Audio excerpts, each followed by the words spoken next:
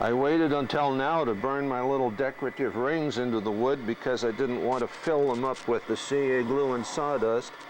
So I'm going to cut three little grooves about 3/32 of an inch apart.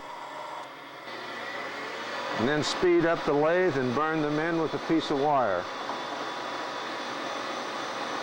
This is just 22 gauge wire from the hardware store, nothing special needed.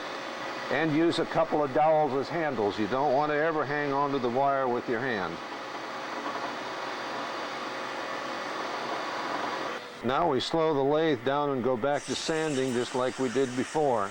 I'm going to start with 180 and then work my way on up. And then a 240 grit. At 320 the wood is getting a little bit of a polish to it, so I'm going to stop and look for defects in the surface.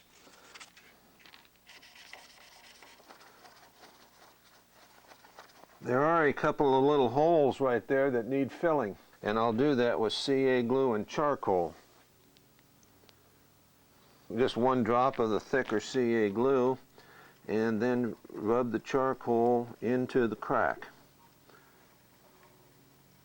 Make a little slurry.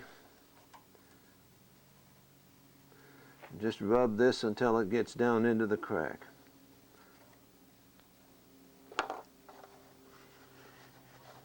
Wipe off the excess. Always keep a little bottle of acetone handy whenever you're working with the CA glue. Okay, now you can see what our filler looks like. Start the lathe. I'm going back to the 180 grit and see what happens. And that looks like it's pretty well filled up.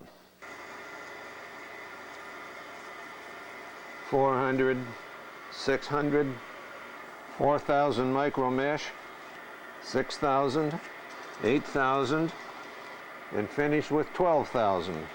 Then I'm going to speed it up and burnish it with grocery bag paper. The reason the grocery bag paper puts a higher shine on the wood than the 12,000 micro mesh is that the grocery bag paper starts out at about the same grit as the 12,000. But as it burnishes the wood, it is also burnishing itself, and you'll see that slick spot there where it's been rubbing on the wood. So it starts out at a 2,000 grit, or equivalent to a 12,000 grit on the micro mesh scale, and then gets finer because of the burnishing of itself.